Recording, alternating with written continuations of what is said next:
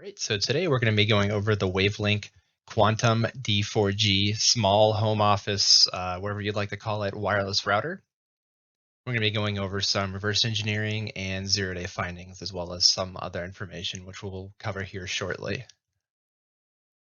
All right, so for today's presentation, we have our overview here. We're going to be going over just some basic information about the device, the methodologies utilized in our analysis of the device, the tools utilized for our analysis, zero-day findings, other vulnerabilities, general reverse engineering information on this device, and then finally we will go over a summary. All right, so a little about the device. So this device is, I would estimate, probably a year, 2 years old at most. It supports 802.11ac, both 2.4 gigahertz and 5 gigahertz. It's a pretty cheap device. I only spent about 35 bucks off of Amazon for it, brand new. From what I can find, it looks like Walmart, Amazon, Alibaba, and a couple other large, well-known businesses sell this device. This is something you wouldn't find in an enterprise environment, or at least I would hope not. It's not meant to support that level of load. It is not too much power going on, so it's probably something you're just going to find in, small family homes, something like that, or maybe a little business office. As far as the countries this device is in, it's in the US, obviously. I was able to find online too, doing some Shodan lookups, that it is in Australia, China, Russia, Canada, Brazil, I believe I saw on the list, some other areas too. However, that's only going to be publicly facing devices that I found, so I'm sure in homes throughout other parts of the world too that didn't come up as or having any results for this manufacturer probably have them too. So now let's talk about some methodologies utilized in our analysis of this device. So the methodologies utilized in analyzing this device were static analysis and dynamic analysis. The general approach I took for this was, since I had the device physically, plugged it in, got it all set up, and then turned on OWASP Zap, spidered the device's web pages, then ran some fuzzing on them, and its automated vulnerability analysis and some other attack capabilities it has, just to look for some low-hanging fruit. While that was going on, I would also manually go through some of its findings and go through some of the pages HTTP request it would have inbound and outbound, and would look for just any sort of weirdness that I might be able to interact with to maybe find a vulnerability, do something weird with it, whatever it may be. Also, while that was going, I would crack open the firmware using Binwalk and just kind of start peeking through there. Look for things such as text files that are configs that might have hard-coded passwords, usernames, just any sort of indicator that might tell me what's maybe running by default on the device, even though I also ran nmap against it just to see if it found any open ports that I didn't anticipate. And then would just go through and just kind of look for things like that, just whatever I can find. Maybe there's VPN keys that are hard-coded in there or something like that, or just simple things like that. Then I also would take some of the CGI bins and the other binaries related to the web server and would put those in Ghidra. And then I have a tool called Insecure Function Finder I wrote that just goes through and does exactly what it sounds like, looks for known insecure libc functions. I'd have that going through.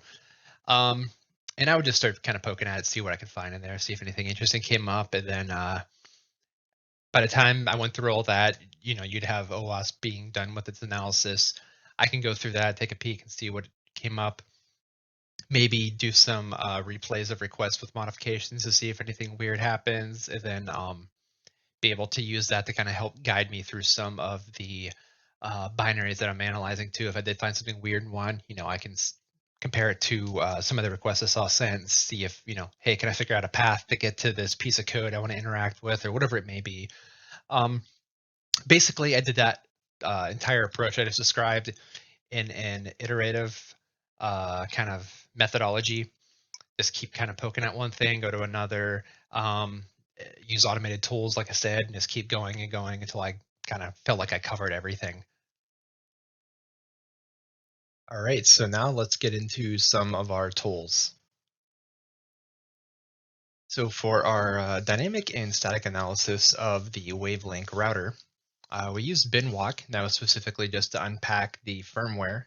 Ghidra was utilized for pretty much all of the static analysis, being able to just dig through the code, look at both the assembly or disassembly and the decompiled C functions and all of that, do some string searches and just everything you'd anticipate.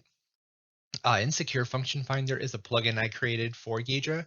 Does exactly what it sounds like. It just goes around, digs through a um, binary and looks for any known insecure functions and flags them for you so you can take a peek at those. I use Zap, otherwise known as OWASP Zap. I use that for dynamic analysis. That way I can spider the pages and fuzz them with ease and make some modifications to request and things like that. Uh, and then also some of its automated attacks too, just for any low-hanging fruit potentially. And lastly, Quick Emulator was attempted. I put it on here just because it was attempted, but didn't really get anywhere with it. I've had a hit and miss success with Quick Emulator in the past, and this time it was a miss, mostly because there was missing I/O from the through emulation that was required for those binaries to run. So no luck with it, but that's okay. I had the device and it allowed me to beat on it quite a bit anyways, so worked out. So for 0 days, there were quite a few found in this device. So what I'm going to do is go over a brief overview of the finding, and then we'll get into some of the code as well as execution of uh, these 0 days and any other additional information that may be of use. All right, so for our first 0 day, we have Credential Replay. This is pretty self-explanatory, so we're just going to get right into some code analysis here. All right, for Credential Replay, I should mention first, none of the web application is encrypted for its traffic. It doesn't use HTTPS, TLS, whatever you want to call it. It's all plain text. What they do is when you go to the user login or the administrator login on the web application, it randomly generates a key on the client side, and it uses that key to be concatenated with your user input password. And the username is just always admin. It'll concatenate the key and the password, and it will run a MD5 hashing algorithm against it, and then it will use that password to log in. That way you have a form of, I guess you want to say, obfuscation, so you can't just see the plain text credentials.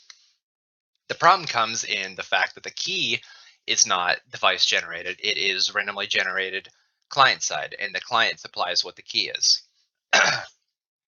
So what happens here is we can see in our post request captured in Zap, our key, if I can, there we go. So our key is right here. And like I said, that is client side generated. And then the password right here is our MD5 hash, which is the concatenation of our user password or administrator password and our key run through an MD5 hashing algorithm. When that is sent, let me open up Ghidra here. So once the device gets the HTTP post request, it'll go and do your typical parsing of that request, where it's just looking for those parameters, pulling out the values and setting them in variables. So what happens is it first gets the user supplied key that is sent and sticks it in this stack-based variable. And then it concatenates the password that the device has stored into that variable. So now we have the key plus the password as a string. From there, it calls right here, you can see MD5 sum on that value. and stores it on the stack in this variable AC stack 760. Once it is in there, if we scroll down a little bit more, we can see it then does a compare of the user supplied password, which is the key and the password, um, run through the MD5 function, and that value on the stack. If those match, then we would get a value 0. And if 0, we get access to the admin console. So basically, the big issue is the device is not supplying that key, which allows a replay attack to occur, because all it cares is that that hash matches. It doesn't care if it's a reused key or anything like that, or dynamic salt, if you want to call it that. I guess that's technically what it is. But it doesn't check for that, and that's what's leading to this vulnerability. All right, so for our next one, we have Authentication Bypass. So this one, I'm just going to give a quick little demo of what's going on, and we'll talk about it. All right, so this one's pretty interesting. So what they're doing essentially is, instead of using session cookies to authenticate the user, they are using the IP address of the user. So what can happen is, if you are on NAT, or if you're behind something that's going to just give you the same public IP address, or if you just want to be sneaky and change your IP address to meet the admins right when they're going to be in here, whatever you want to do, you can just get right into the admin page. You can see here, I'm on the part when you first go to it, it wants me to log in. Well, what I did was I logged into it on a system using NAT. Um, so it has the same IP address, but if you see, if I go to the main site, it'll just ask me to log in. So what I can do is, just because I'm logged in on the other one, if I just go to /main.shtml,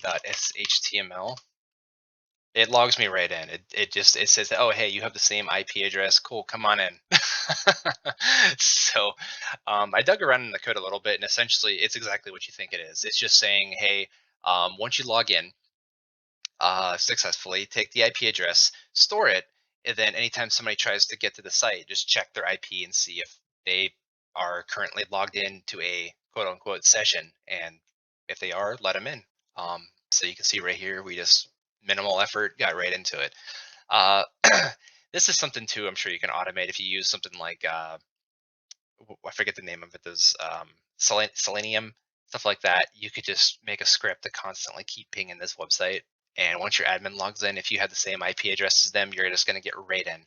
Now, it does hold sessions, or quote unquote sessions, by checking to see if you're on the page.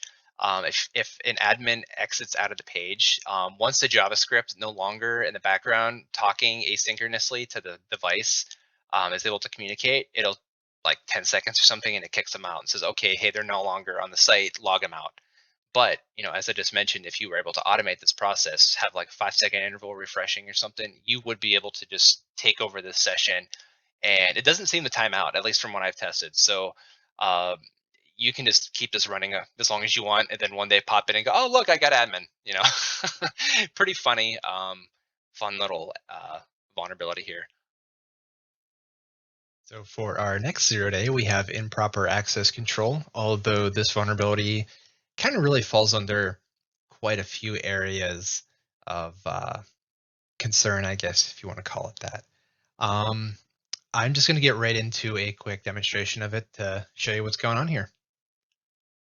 All right, so for our improper access control, we're going to show you just a little bit of fun here.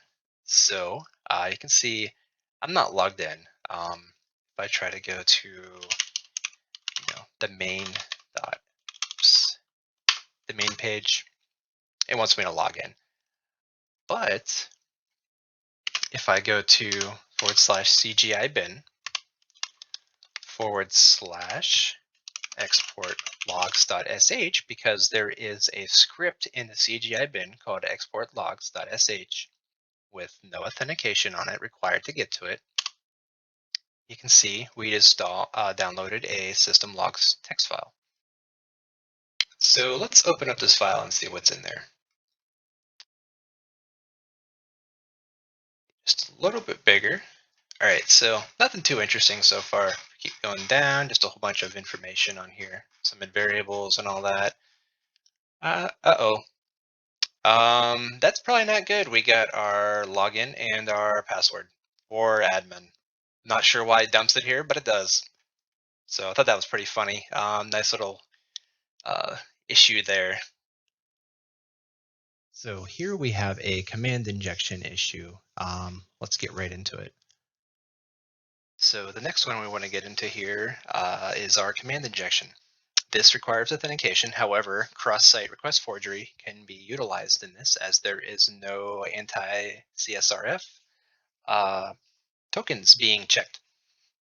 So when you go to enable NAS or network attached storage, it will require you to put in a user and a password. So we can see right here in our, let me open that up. See right here, we have our user1 equals share and our password is share, just the default values it puts in there. And you can see this is just a typical post request with our values for our NAS setup. So let's take a peek over at Ghidra and see specifically what's going on with user1 right here. So here we are in Ghidra on the setNAS function that that post request is sent to and processed through.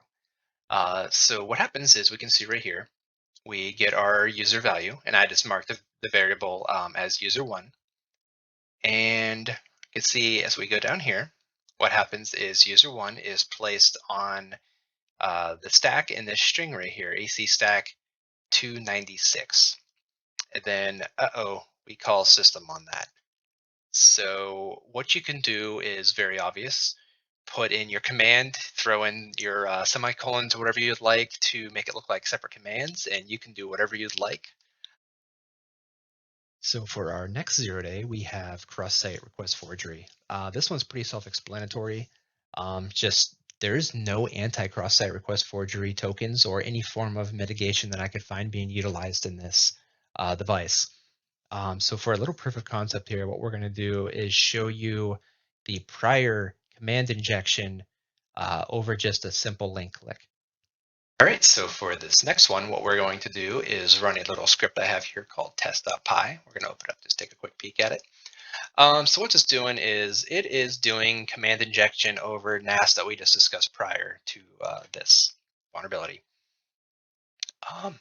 So you can see we just have all of our headers and parameters and all that getting set up. And what we are going to do is execute this command to dump credentials and other system information to a file for us. And then we're going to download it and put it in a credentials dump txt file on the desktop. I'm already logged in, but as you can imagine, if this was a link or something like that you clicked, or a script or something that a admin ran, or whatever you want to, be creative, it will do something fun. So what we'll do here is run it. Now this is going to take a couple seconds because since we're not interacting with the device as it wants, it errors out. But once that error and timeout and everything occurs, it still does execute that command. So that ran, and if we open up credentials dump, oops, there's the password and login.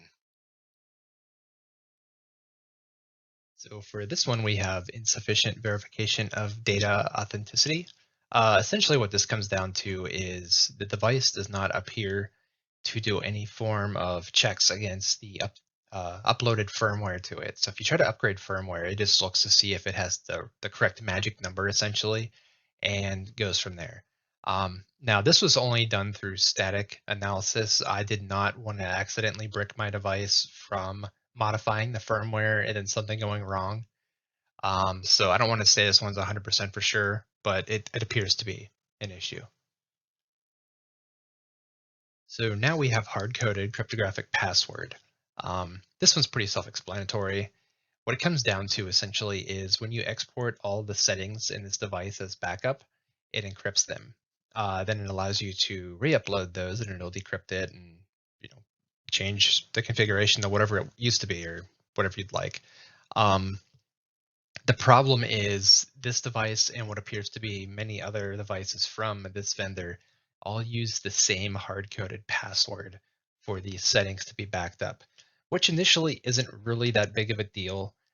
Um, but it makes it a problem when you find out after decrypting the file, it contains the administrator credentials as well as network passwords and some other sensitive information like that that you generally wouldn't want other people to take a peek at. So for hard-coded cryptographic password, what happens is when you do backup for the device, it will just use a password that's hard coded right here, unfortunately. And it appears from a couple of the models I looked at, this is across multiple devices using this 803 F5D password. And you can just see right here, it's just using OpenSSL, AES-256, chain block cipher, and it's just using that password. So just an example right here. If I go up here and put in 803 F5D, open up this file, you can see there's our credentials right there.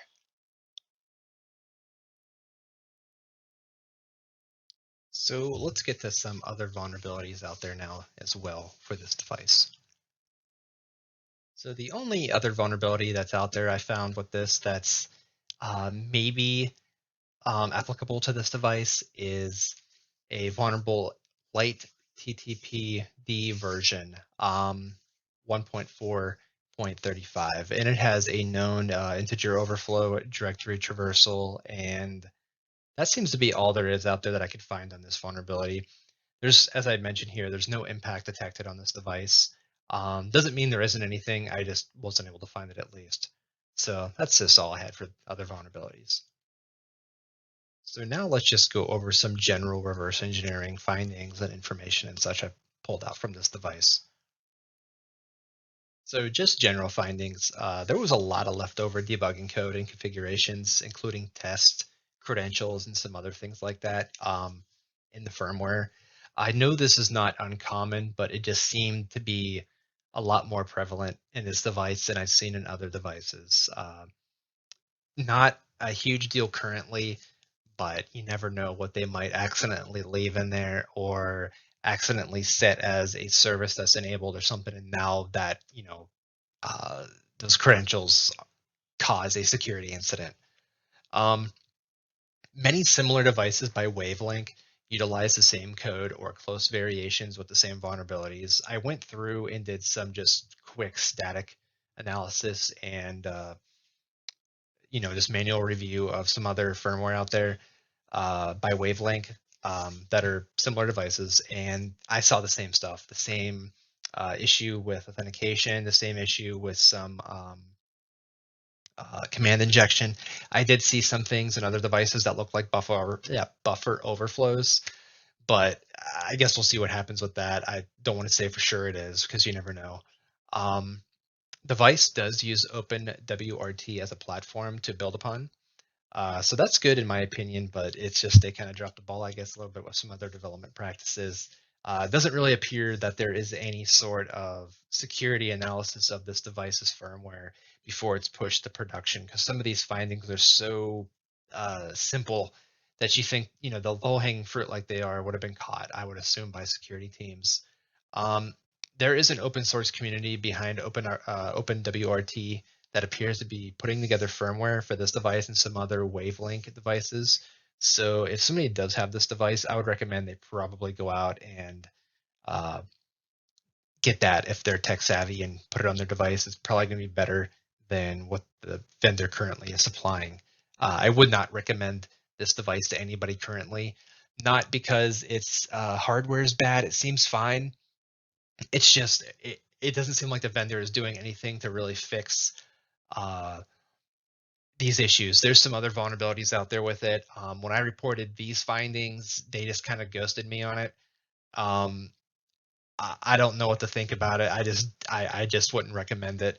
And then lastly, there was in the user manual, which is really odd. They put don't update the firmware unless you have a bug that's causing your device to not act properly, which is just really bad advice.